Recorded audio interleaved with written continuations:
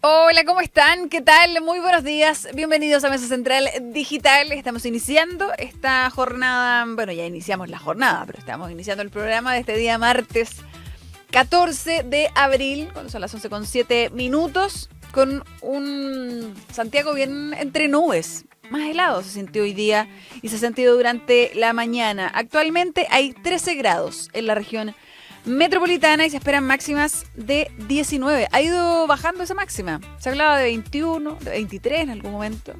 Y ahora la máxima, según la Dirección Meteorológica, es de 19 este día martes. En la RM, pero en el norte van a estar con máximas de 25 grados, pero también entre nubes. En Valparaíso también con nubosidad. Vemos ahí Viña del Mar. Se ve más oscuro, claro, con las nubes cubriendo el cielo. 17 grados de máxima. Y ya más al sur tenemos Temuco con lluvia este día martes, 14 grados la máxima, Coyhaique con apenas 13, 8 en las Torres del Paine. Ese es el pronóstico en este día martes con harto ocurriendo. El Papa que le respondió a Donald Trump decía: Dios no está con los prepotentes ni con los soberbios. A propósito de la foto que comentábamos en el bloque digital de ayer.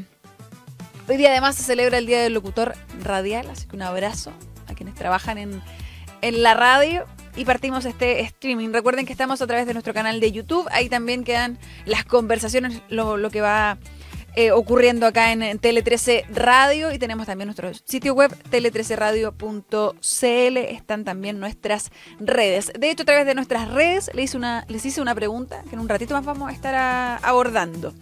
Pero vamos primero con los temas de este día. Bueno, lo primero es que el gobierno intensifica sus gestiones por la ley miscelánea o por el megaproyecto. Hoy día sacábamos la cuenta con Iván Valenzuela. Tiene como 6 nombres distintos. En la oposición le pusieron tutti frutti, de hecho. Porque tiene de todo, es cierto, son como por lo menos 40 medidas. Pero hemos ido conociendo de qué se trata. Hoy día estuvo acá también conversando sobre eso y otros temas el ministro del Trabajo, el ministro Tomás Rau. Así que vamos a conversar sobre eso. También es importante para este día martes, este almuerzo. Lo ven ahí. Están las fotografías del almuerzo del día viernes en el que fue host, ¿no? El presidente de la República junto a su esposa. Invitados sus ex compañeros de generación en la Universidad Católica, y ha generado polémica. Abrió harta conversación hoy día en el Mesa Central. Fue abordado en el Ratpack también por una de nuestras editoras del Ratpack, Paula Valenzuela. Así que vamos a estar hablando de ese tema. Y por último, tenemos también en ámbitos judiciales. Hoy día se revisan las cautelares del imputado por este triple homicidio en la comuna de La Reina. Ya hay nuevos antecedentes que se conocen, y por supuesto también está la estrategia con la que llegaría la defensa del imputado para ojalá revertir y tener una cautelar menos gravosa. De todo eso vamos a conversar hoy, de eso y también otros temas más. Pero vamos con el primer tema de este día martes. Bueno, entre reuniones, despliegue, lo ven ahí, el ministro de Hacienda, Jorge Quirós, para poder entonces sacar adelante este megaproyecto, esta reforma miscelánea que ha sido definida. Le pusieron harta presión, la verdad, desde el mismo Ejecutivo, porque el ministro secretario general de la Presidencia decía durante el fin de semana: de esto depende el éxito del gobierno del presidente José Antonio Kast. Entonces, no es menor anunciar un proyecto de esa manera, y por lo tanto requiere de gestiones. Hoy día el presidente de hecho va a tener esta cena en Cerro Castillo con los partidos del oficialismo. Mañana toma desayuno con Johannes Kaiser y los libertarios, porque se requieren acá todos los votos. Esto entra sí o sí, por tener ahí temas tributarios, tiene que entrar por la Cámara de Diputadas y Diputados, y ahí está bien dividida la cosa. Entonces hay que alinear al oficialismo. ¿Qué sabemos? ¿En qué consiste este proyecto por ahora? Bueno, sabemos que inicialmente se había hablado de estas 40 medidas, que tiene cosas de reconstrucción, de hecho así se anunció, ese era el nombre inicial, que busca la reducción también de la burocracia y de los permisos, pero entre los detalles que hay, está la eliminación al impuesto del 10% a la venta de acciones con alta presencia bursátil. Es también tiene un mecanismo de invariabilidad tributaria para grandes proyectos de inversión. Tiene también esta reducción al 0% al IVA a la vivienda, esto en un plazo de 12 meses. Tiene también la eliminación de las contribuciones para las personas, para adultos mayores, o sea, mayores de 65 años, pero solo en la primera vivienda. Hacen la salvedad. Tiene también subsidios para el empleo formal y una rebaja transitoria al impuesto a la herencia y donaciones. O sea, son algunas de las cosas que están dentro de este paquete de medidas. Ahora, está también lo que se ha discutido más, ¿no? Esta reducción de los impuestos a las empresas. Se hablaba de grandes empresas. Han dicho las autoridades, no solo a las grandes empresas, son 150.000 las que estarían y que son también las que dan empleo, que por eso es necesario. Y lo que se está estudiando es hacer esto con gradualidad, o sea, pasar en esta reducción el primer año 1.5 menos, el siguiente otro 1.5 menos y el último año un 1% menos. Entonces pasar de 27 a 23 de manera gradual. O sea, estaríamos teniendo como se debe hacer, estar listo en 2030, que es además el año en que el presidente sale de la moneda. Cambia gobierno en 2030. Vamos a revisar parte de la explicación, lo que decía ayer el ministro de Hacienda, sobre todo por la crítica, ¿no? Porque la crítica ha sido desde la oposición, que acá este es un proyecto que beneficia a los más ricos, que los costos los siguen pagando las personas de la clase media, y han habido ciertos también ahí desórdenes. La declaración que dijo acá en mesa central ayer el presidente de la Cámara de Diputadas y Diputados, Alessandri, no cayó para nada bien en el oficialismo, porque él dijo, efectivamente me hacen falta un par de medidas que hablen directamente a la clase media, porque cuando uno lee lo que yo les acabo de mencionar, de IVAs, es todo muy macro y cuesta que la gente lo perciba como una ayuda de manera directa. Vamos a revisar lo que decía el ministro. En primer lugar, las empresas que van a estar afectadas a esta rebaja de impuestos, que es una rebaja de impuestos para que aumente la inversión, para que aumente el empleo, son 150.000 empresas, 150.000, que emplean la mitad de los trabajadores de Chile. Esto no es un impuesto que baja para los ricos, es un impuesto que baja para las empresas para que tengan más dinero para invertir. Y un detalle más, muy relevante, la baja principal y la que ocurre de inmediato es para las pequeñas y medianas empresas, que es el crédito tributario al empleo que tiene bajas remuneraciones. Es un crédito del 15% de la remuneración bruta.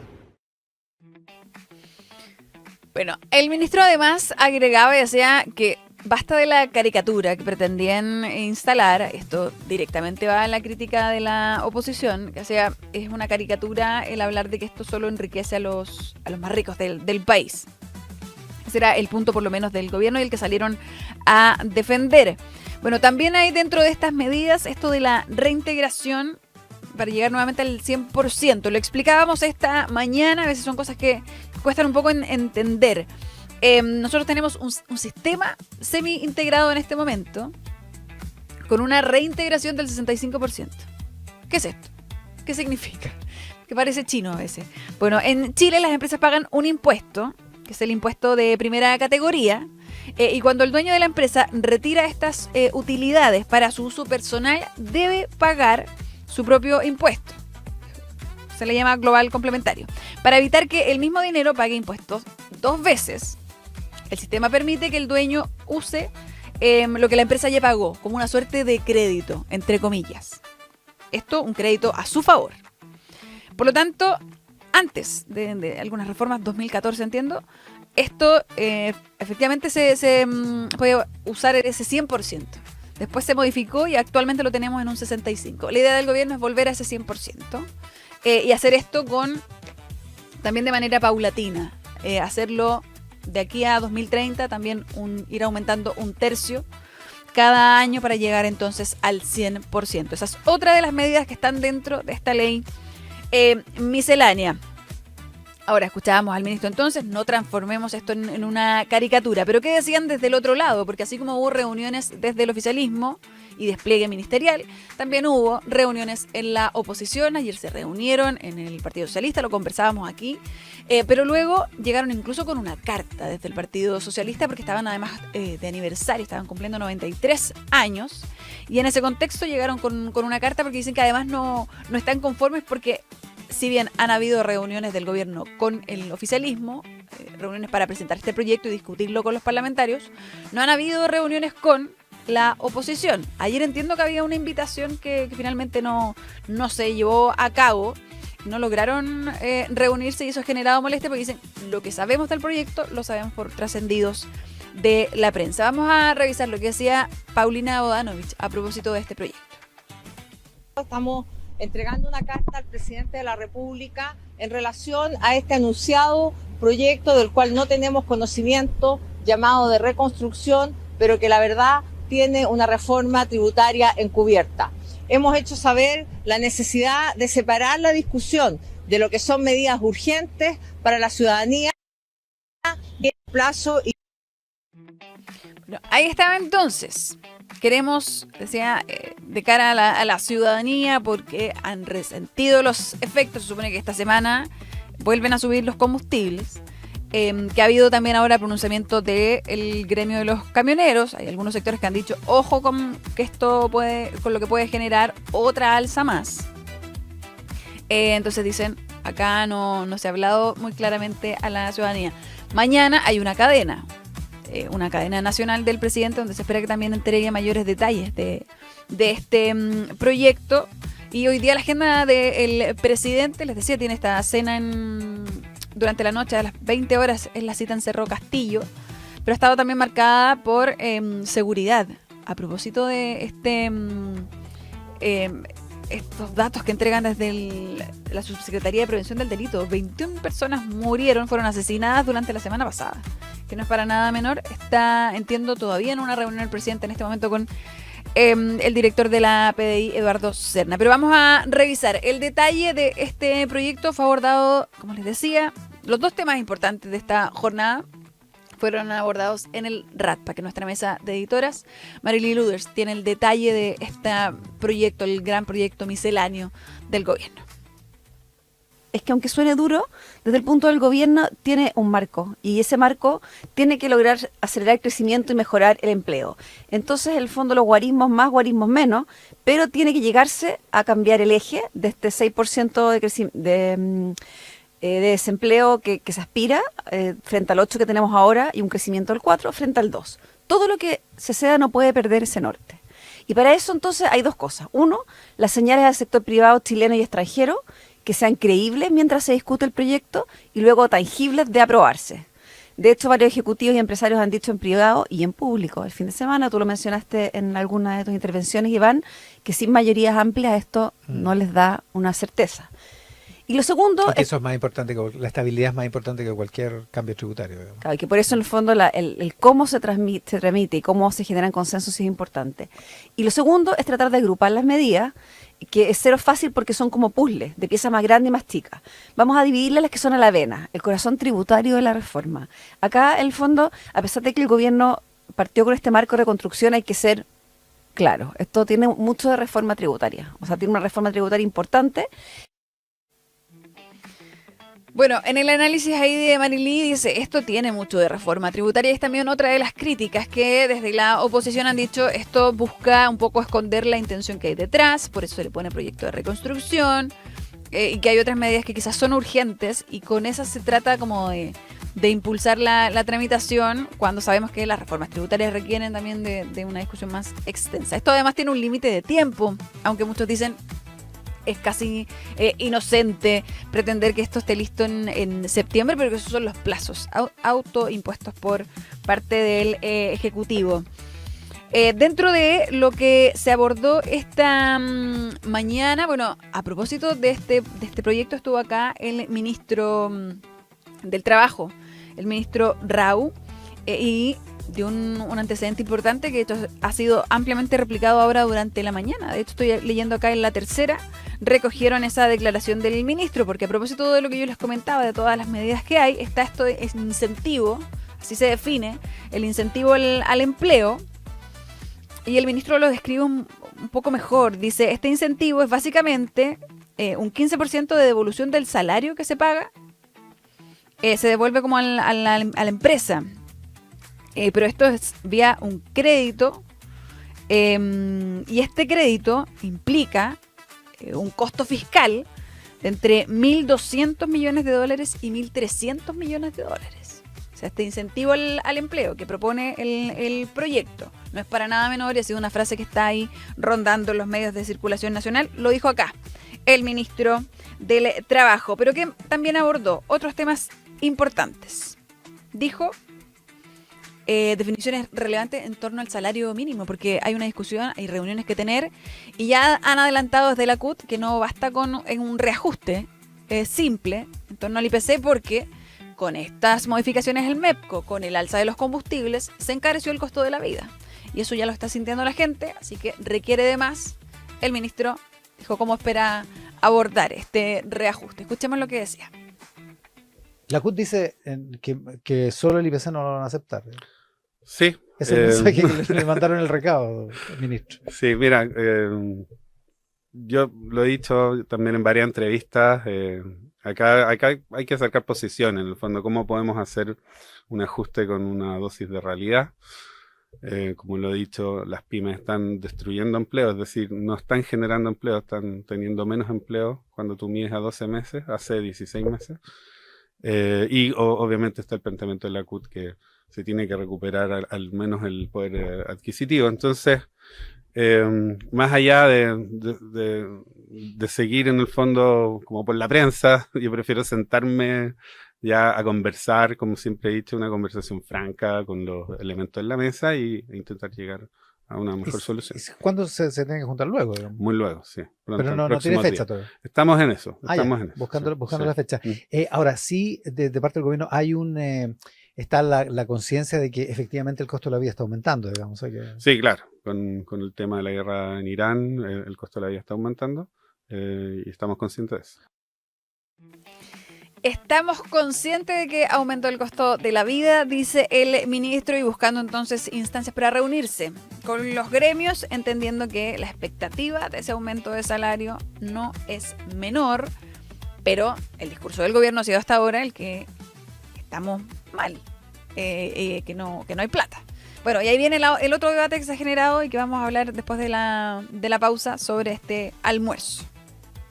Pero antes de irnos a eso, las 40 horas también ha sido una preocupación. Han dicho en varias oportunidades desde el gobierno que no se va a retroceder en torno a las 40 horas, pero sí hay cosas que preocupan al Ejecutivo y que preocupan también al ministro que vemos ahí en pantalla, el ministro del Trabajo, en ciertas interpretaciones a cómo quedó esta normativa. Escuchemos lo que decía. Primero que el cronograma se mantiene, ¿cierto? Entonces, 26 de abril se rebaja de 44 a 42 horas. Y 2 años más, claro, llegamos ya a puerto, por decir así. El tema es que hay ciertas interpretaciones. Recuerda que el rol de la Dirección del Trabajo, entre otras, es interpretar el espíritu de la ley y básicamente emite dictamen. Entonces, hay ciertas interpretaciones que uno puede revisar, que es en el fondo cómo se va a reducir la jornada, que quizás ahí hay menos margen porque hubo una ley interpretativa de la ley original de las 40 horas que más o menos determina, y el espíritu es que se baje de 1 hora, ojalá, o de 50 minutos dependiendo de la jornada. Claro. Ahí quizás hay poco margen de maniobra, pero obviamente igual se está revisando. Y el otro tiene que ver con las exenciones de jornada. En el fondo, el inciso 2 del artículo 22 dice que ciertas ocupaciones en el fondo pueden estar exentas de las 40 horas. Del régimen. Del régimen, horario, claro, del régimen horario. En el fondo, el espíritu obviamente es que las personas trabajen en promedio al final 40 horas. Y ahí también hay ciertas interpretaciones que se pueden revisar, ¿no? Acá nadie dice, digamos, a llegar y, ¿cómo se llama?, pasar una retroexcavadora con... no, para nada. Ya, no hay retroexcavadora, dice el ministro del Trabajo, pero sí hay ciertas interpretaciones que hay que revisar, dice, en torno entonces a esta reducción que se concreta ahora el 26 de abril, en 12 días más, ¿no? De pasar de 44 a 42 horas laborales. Saludamos al chat que nos está acompañando en esta transmisión, en este streaming, y saludamos también a nuestro auspiciador. Vamos de inmediato con Discobolo. Certificaciones digitales inteligentes. Discobolo está transformando la forma de certificar logros con credenciales digitales inteligentes, seguras y verificables en tiempo real. Una solución que no solo reduce fraudes, sino que convierte cada certificación en una herramienta activa de visibilidad y valor profesional. Muchas gracias, Discobolo, por estar con nosotros en Mesa Central Digital. Cuando son las 11:27, vamos a la pausa y ya volvemos con más noticias.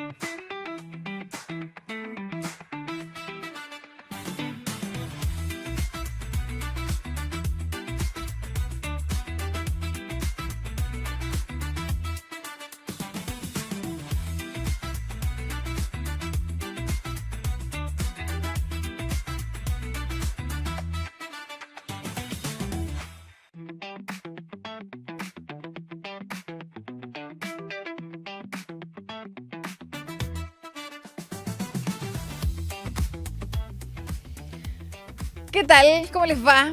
Estamos de vuelta de la pausa. Son las 11:29 en medio de un acto ocurriendo ahí en el Palacio de la Moneda. A propósito del día del efeméride de hoy, del locutor radial que les contaba. Lo está encabezando la vocera de gobierno, Mara Cedini. Vocera que ayer también tuvo que salir a responder por este tartar de tomates, vino tinto, puré rústico, plateada al jugo. Ese es nuestro, veíamos en la pantalla dividida, porque es nuestro segundo gran tema, ¿no? Este almuerzo del presidente que empaña el discurso de austeridad con el que llega también el gobierno y que es muy necesario en medio de la tramitación de lo que conversábamos en el bloque anterior, esta tramitación de la ley miscelánea y de este gran proyecto. Este es un programa en donde lo hacemos en conjunto, no es un monólogo, y yo les pregunté a través de las redes sociales qué les parecía este almuerzo y la discusión que se había generado en torno a esta recepción que hace el presidente en el Palacio de la Moneda a sus ex compañeros de generación en la Universidad Católica.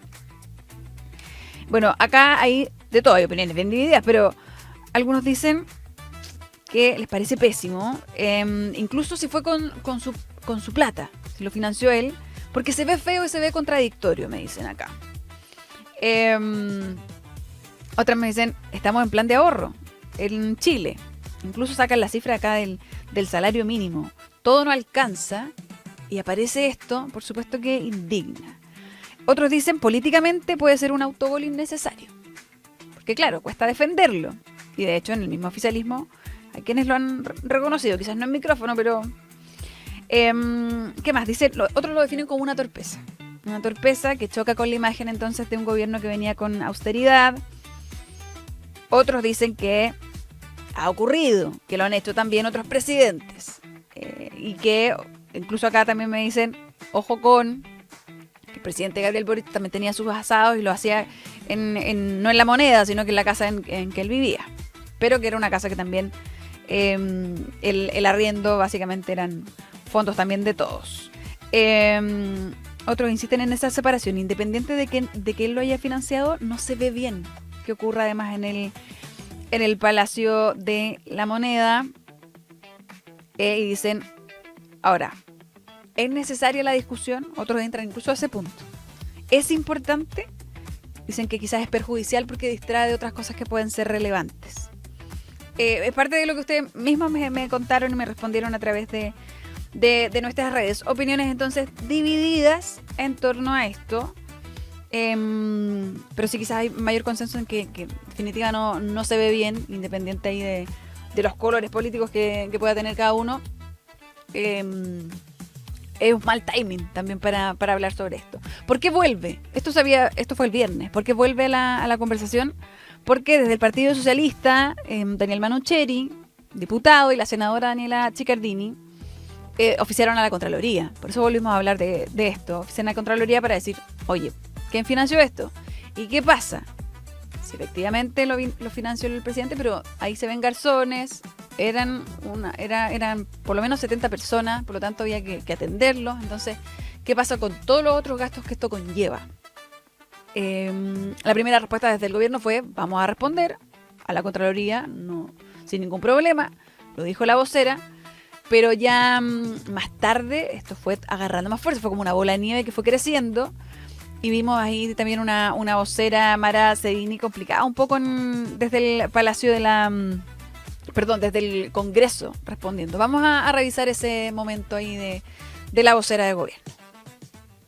Voy a insistir, el almuerzo lo financió el presidente de la República con medios propios y los detalles se darán a conocer en tiempo y forma a Contraloría General de la República por esa vía. Sí, está invitando a los compañeros de la universidad, porque no son su casa.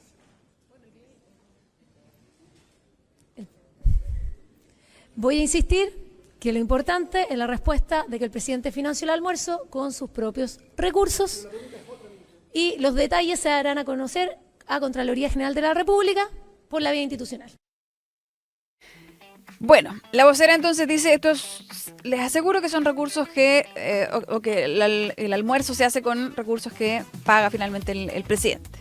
Pero ahí le dicen los colegas, esa no es la pregunta, quizás no es el fondo, fue cambiando también cuál era el punto, y le dicen, ¿por qué no lo hizo en su casa? Hoy día en la mañana con Iván también lo conversamos acá en Mesa Central, fue parte de discusión también, entró ahí el chat colaborativo. Y Iván decía, claro, él no está viviendo en su casa. Ahí me hacían la corrección a mí también durante la mañana, porque él efectivamente vive en su casa durante el fin de semana. Todavía tiene su casa en Paine, está disponible. Por eso, quizás a raíz también de eso, es que ahí los colegas en el Congreso preguntaban por qué no lo hizo en su casa entonces, y quizás no hubiese habido espacio para la duda, o para especular, o para generar toda esta controversia. ¿Cuál fue la respuesta de quienes oficiaron a Contraloría? Escuchemos lo que decía Daniel Manucheri desde el Congreso. ¿Qué sucede si el día de mañana al presidente se le ocurre celebrar el cumpleaños de sus hijos en el Palacio de la Moneda, con funcionarios públicos, con el dinero de todos los chilenos? Nosotros hemos puesto un requerimiento en Contraloría y la Contraloría tendrá que investigar a fondo. Y lo que señala la vocera de gobierno no tiene ningún sustento. Porque la pregunta de fondo es si ella dice que se costeó con dinero del presidente Kast. ¿Cómo le pagó a los funcionarios públicos que los atendieron? Porque los garzones, la gente que está ahí son funcionarios públicos en horario de trabajo. No son las nanas personales del presidente Kast. Por tanto, ellos tienen que responder ante este grave incumplimiento de la ley. Porque acá hablamos de recursos de todos los chilenos puestos a disposición de las celebraciones íntimas del presidente de la República. Bueno, ahí estaba entonces la postura clara desde ahí un sector de la oposición y el debate queda ahí en evidencia. ¿Me pueden seguir contando qué opinan ustedes a propósito de este almuerzo? Mientras vamos a revisar, porque les decía, fue tema en Mesa Central, lo abordó Paula Valenzuela, de nuestra mesa de editoras, tenía el detalle ahí también. otros antecedentes que se conocen gracias a su reporteo hoy día sobre este tema, pero también sobre ciertas restricciones que hay ahí en el Palacio de la Moneda con la prensa, a propósito de que el presidente viva, ¿no?, en Palacio, porque ayer también decían, quizás esto requiere, desde el mismo oficialismo, requiere que haya una suerte de documento o de ordenar cosas como estas. ¿Qué pasa con estas reuniones? Porque efectivamente hace muchos años que no vivía un presidente en el Palacio de la Moneda, entonces quizás hay que ordenar la cosa y evitar situaciones como esta. Escuchemos lo que decía Paula Valenzuela. A las 5 de la tarde, la vocera aclaró desde el Congreso. El presidente costeó los gastos del almuerzo con compañeros de la Universidad Católica de ese viernes. Y horas más tarde, en respuesta a un requerimiento de Contraloría por otra controversia planteada por el diputado Manucheri sobre los costos y licitación de la banquetería de la comida del 11 de marzo, ¿la recuerdan? El administrador de la Moneda usó el mismo argumento. No significó costo para el Estado porque la pagó personalmente el presidente Kast.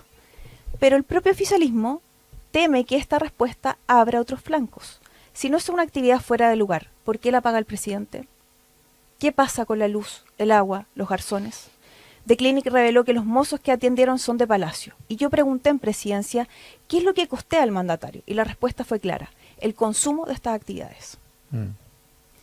En la Moneda reconocen que aún están en una especie de tránsito. La decisión que Kast pagara personalmente, por ejemplo, la comida del 11 de marzo, fue algo que se reflexionó durante estos días para dar una muestra de esta austeridad. Pero insisten, hay más ahorros de que él viva en Palacio que lo contrario. Bueno, ahí estaba entonces el debate. Insisten entonces, desde la misma Moneda decía Paula, en que hay más ahorros que costos con que él viva en el Palacio. Y que, pero la pregunta está, si no era malo, si no se iba a ver mal, claro, lo costea él por algo, quizás para evitar también esta polémica, pero la polémica se abrió de todas formas en torno también a ese menú que se compartió y este tártaro de tomate, que también fue conversación en la edición del Mesa en la mañana. Ojo con otra cosa que les quería comentar además, antes de ir a nuestro bloque digital, porque también en torno a la oposición o la respuesta o cómo se han ido rearmando, están pidiendo desde el Partido Socialista, el Partido Comunista y desde el Frente Amplio una querella en contra de Camila Flores, la vemos ahí en pantalla. Recordemos que Camila Flores es investigada, no ha sido formalizada aún, pero es investigada a propósito de un reportaje. Bueno, es investigada a propósito de una denuncia, pero hay un reportaje de Tele 13 que reveló esta denuncia y esta investigación por esto de la cuota Flores, ¿no? El recortar o de contratar asesores que finalmente no hacían el trabajo de asesor y luego pedir de vuelta grandes sumas de dinero, grandes porciones de ese sueldo que ella pagaba. Sueldos que como son asesores de parlamentarios paga entonces paga el Congreso finalmente.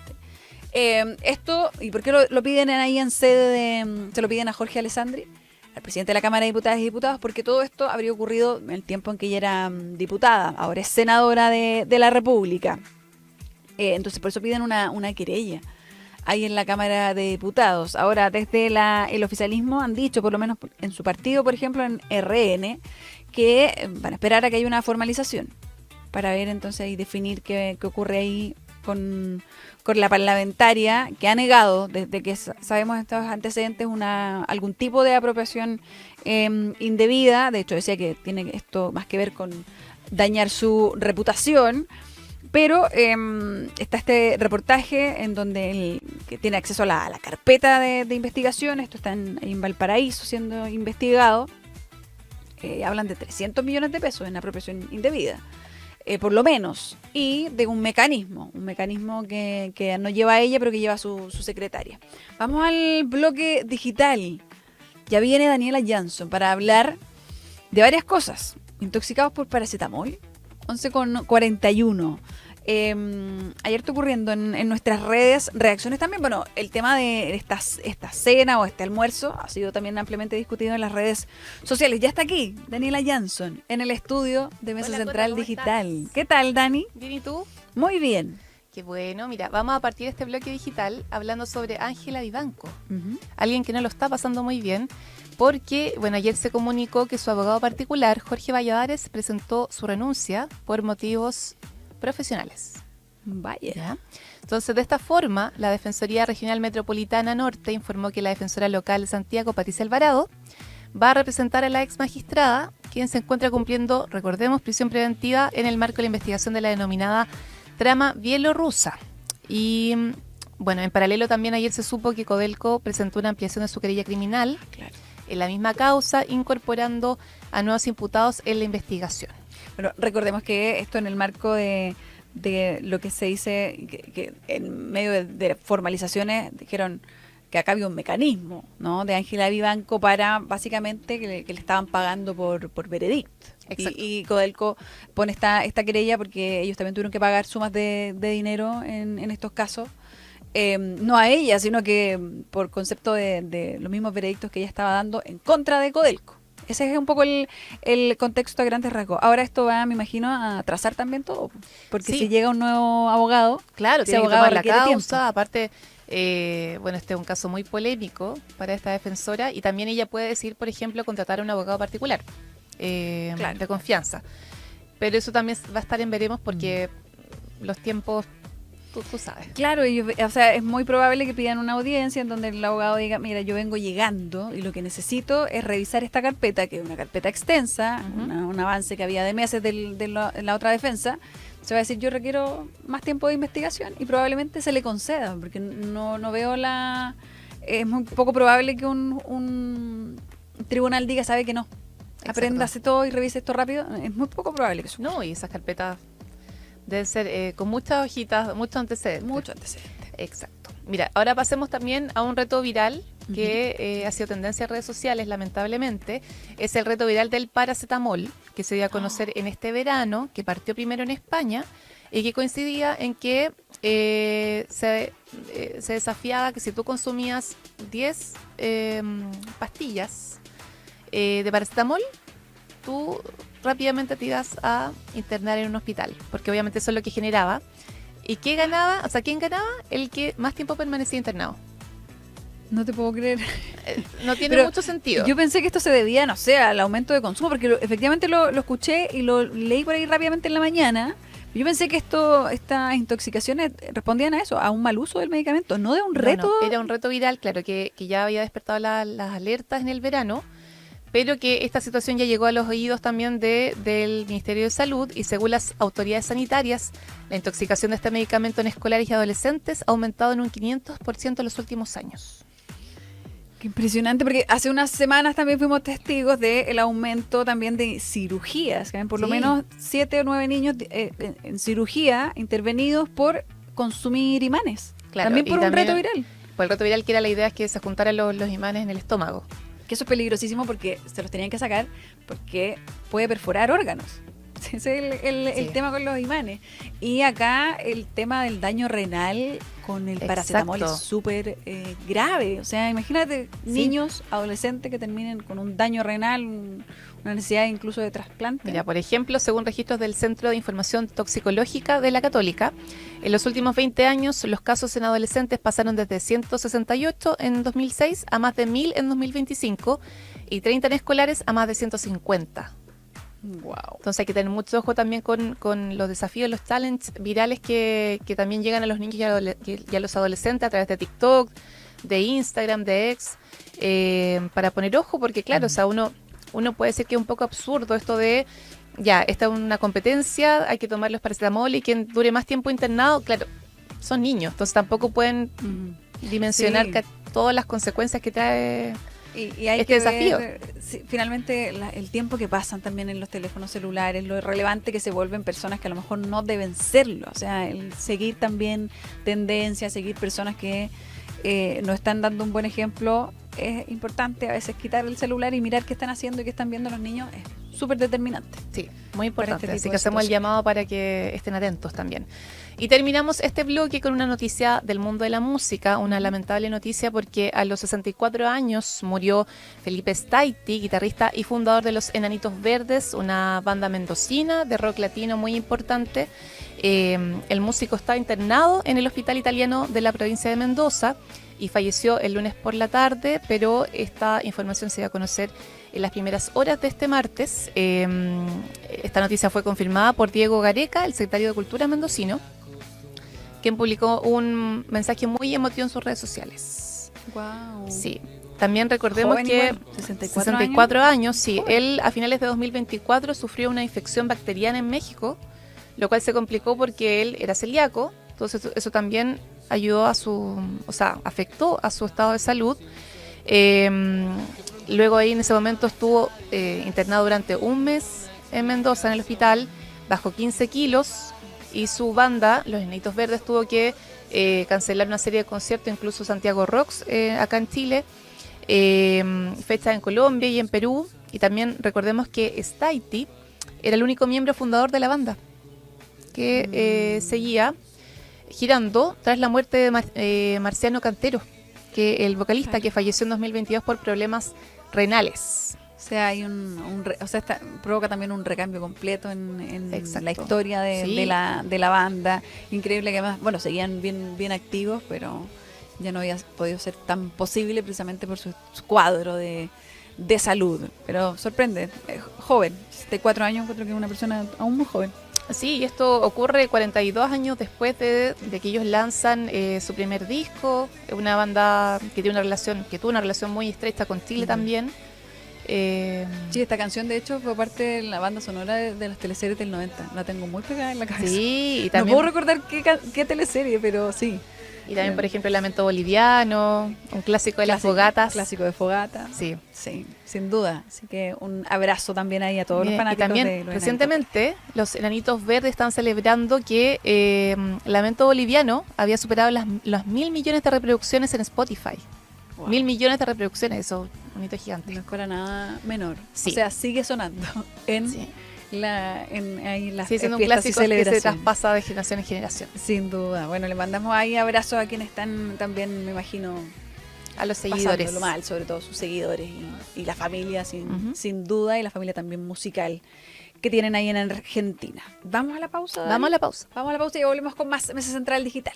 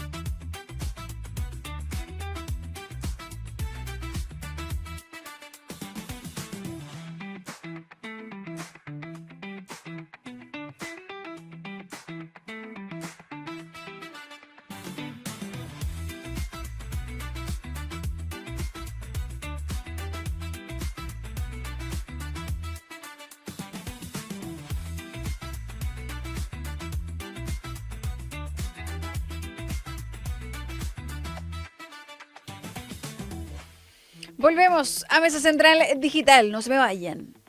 Vemos ahí las imágenes de control de tránsito, Viña del Mar, Providencia. Voy a ver si cambió la temperatura en este ratito, porque les decía, habían 13 grados en la región metropolitana hace unos minutos atrás. Bueno, llegando a los 14. Ahora llegamos a los 14 grados con cielos completamente cubiertos en este día martes. Hoy hace un ratito el ministro de Vivienda, Iván Poduje, hizo un anuncio. Decía que cerca del Nido de Águilas y del Parque Arauco, en la comuna de Las Condes, está planeando construir viviendas sociales. Dice, vamos a hacer viviendas en Las Condes, muy cerca del Parque Arauco, en la calle Cerro Colorado y también en la comuna de La Reina, 400.000 viviendas sociales. Es el plan del ministro de la cartera.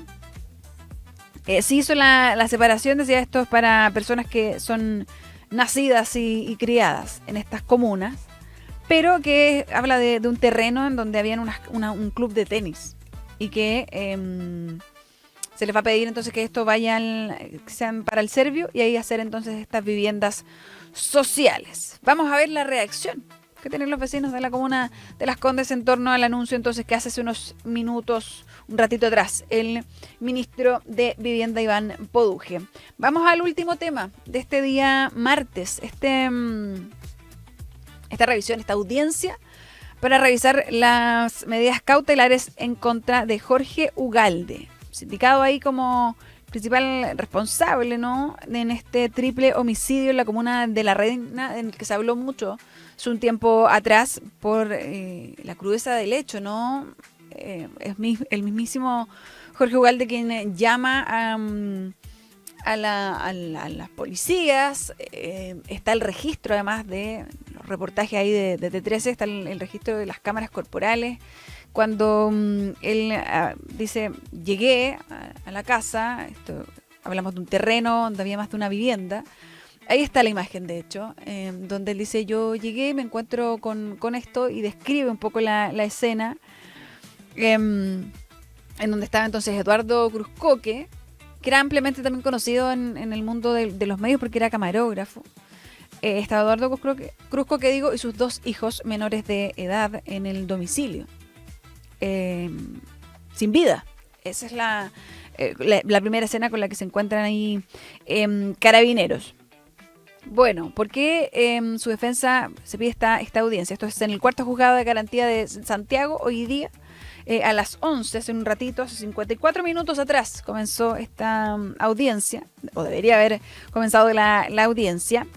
Es entonces para revisar las cautelares en contra de Jorge Ugalde y qué es lo que prepara su defensa para apelar a este cambio. Él lleva 6 meses tras las rejas, está en Santiago 1. Y lo que plantea su defensa es que hay cosas y antecedentes que se han dejado fuera y que son muy, muy importantes. Habla acá del rol que tiene Carolina Grelet, la ex esposa de Eduardo Cruzcoque, madre también de sus hijos. ¿Qué plantea la defensa? Que hay una serie de chats en un rango de prácticamente 10 años, en donde dicen acá había muchas rencillas con esta ex esposa en torno también a temas económicos. Entonces están estas conversaciones en donde él le dice voy en picada por tu culpa, y ella le responde que es en realidad culpa de él, te encargaste de arruinarme. Ella le recrimina de haberle creído a su hermana, a su familia. Hay otra parte en que ella le dice, no puedo creer que prefieras darle 500 millones de pesos a tu hermana y para dejar fuera a tus propios hijos o para poder pagar una menor pensión de alimentos. Se había mencionado que esto quizás tenía mucho que ver con precisamente eso, con herencias, con propiedades, que ese sería el motivo detrás de este homicidio. Pero acá lo que plantea la defensa de Jorge Ugalde es que están todos estos chats y dicen sí, no quieren sindicar como responsable de este homicidio a la ex esposa de Cruzcoque.